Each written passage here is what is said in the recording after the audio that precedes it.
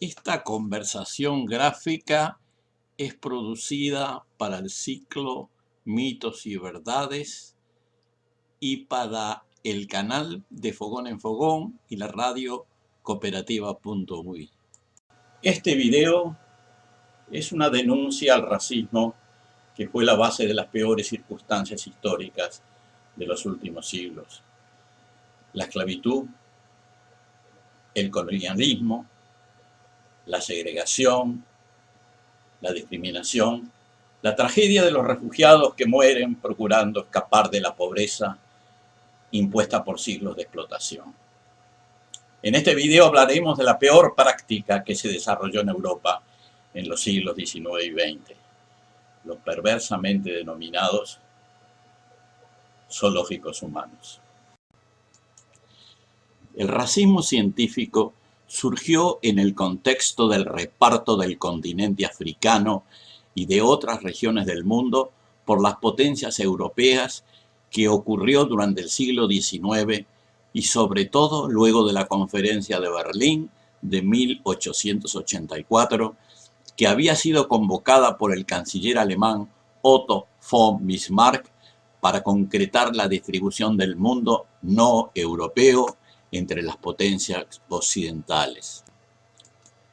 Había que justificar esa pretensión del control europeo del resto del mundo y aparecieron disciplinas pseudocientíficas que lo justificaban, como la frenología, según la cual cada instinto o facultad mental radica en una zona precisa del cerebro que se corresponde con un determinado relieve del cráneo, o la ficcionomía, en la idea de que por el estudio de la apariencia externa de una persona, sobre todo su cara, puede conocerse su carácter o personalidad. Entre 1870 y 1930 se popularizaron los llamados zoológicos humanos, especialmente en Francia, Bélgica y Alemania. La idea era exhibir en forma pública y casi siempre itinerante a mujeres, niños y hombres de carne y hueso procedentes de África y otras regiones.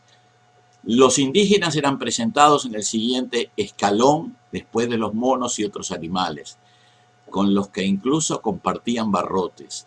Un guiño darwiniano para desplegar un espectáculo racista e inhumano que contaba con gran popularidad tanto en Europa como en los Estados Unidos. En casi todos los casos, familias o comunidades enteras eran secuestradas o engañadas. Los nativos participantes eran humillados, mantenidos en pésimas condiciones, en ambientes a los que no estaban habituados, obligados a giras extensas y a vejaciones que ponían en riesgo su vida y a menudo los llevaban a la muerte. Es el caso de los 4 charrúas que compró François de Curel al gobierno de la Nouvelle República de Uruguay en 1833 para exhibirlos en Francia, donde vivieron en las peores condiciones hasta su muerte. Algunas décadas más tarde, 11 fueguinos fueron capturados en el estrecho de Magallanes por un ballenero belga y mostrados en jaulas en Londres, París y Bruselas en 1889. Un promotor de este tipo de espectáculos fue Carl Hackenbeck, que introdujo a partir de 1874 en sus exhibiciones circenses a samoanos y lapones como poblaciones puramente naturales, junto con sus tiendas, arpones y trineos. Este domador de circo alemán hacía pocas distinciones entre traer al continente animales salvajes como tigres o secuestrar seres humanos exóticos como esquimales. Si en los Estados Unidos lo habitual fueron exhibiciones de nativos americanos, por ejemplo, Buffalo Bill realizó una gira europea con indígenas del oeste que asombró a Barcelona y otras ciudades de Europa. En Bélgica, Francia o el Reino Unido se recurrió a habitantes de sus colonias en África y Asia. La idea era que aparecieran en escenarios que se asemejaran lo más posible a su lugar de origen y realizando actividades tribales. Claro está que las costumbres y rituales de estos indígenas eran tergiversados para favorecer el entretenimiento. El exotismo era la clave, aunque lo que se buscaba era mostrar la razón de ser del colonialismo, afirmando claramente que los blancos europeos eran superiores al resto del mundo y se justificaba su control y explotación. La Segunda Guerra Mundial, en que el régimen nazi llevó al extremo sus ideas del racismo científico, y la Declaración Universal de los Derechos Humanos de 1948 marcaron el principio del fin de estos zoológicos humanos. A ello también ayudó la llegada del cine, que deslució las muestras y acercó el exotismo de las tribus del mundo a un público más masivo. No obstante, en 1958 fueron exhibidas en la Exposición General de Primera Categoría de Bruselas, o Expo 58, familias enteras africanas en pequeñas jaulas de bambú.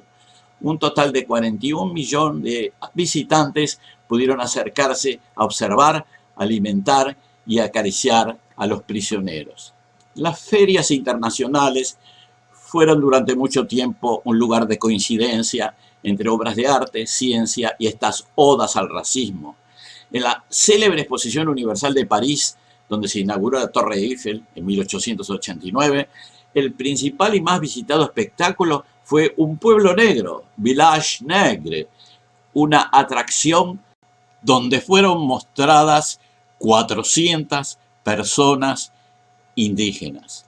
Más concretamente, las llamadas exposiciones coloniales, organizadas durante el siglo XIX y en la primera mitad del siglo XX en los países europeos, tuvieron por objeto específico mostrar a los habitantes de la metrópolis las distintas facetas de las colonias, para las que a menudo era necesario trasladar a la fuerza desde sus lugares de origen a autóctonos para que presentaran una suerte de función pública. Aquí se vieron algunos de los zoológicos humanos más aparatosos. El país de Leopoldo II, el rey belga que cometió algunas de las peores atrocidades de la historia de la humanidad en el Congo, volvió a reincidir en su error hasta fechas recientes. Como explica Christian Baez y Peter Manson en su monografía Zoológicos Humanos, todavía en julio y agosto de 2002 se presentaron 10 pigmeos de Camerún en una aldea reconstruida en Ivoire, Bélgica, por iniciativa de un organismo sin fines de lucro llamado Oasis Nature. La ONG pretendía pasar página ante el terrible pasado colonial de Bélgica y de paso sensibilizar al pueblo de los actuales problemas de los pigmeos. Logró justamente lo contrario. Varias organizaciones humanitarias denunciaron la exposición de estos aborígenes que cantaban y bailaban para el público por ser una flagrante violación de los derechos humanos y prolongar el recuerdo de aquellos zoológicos de la época colonial.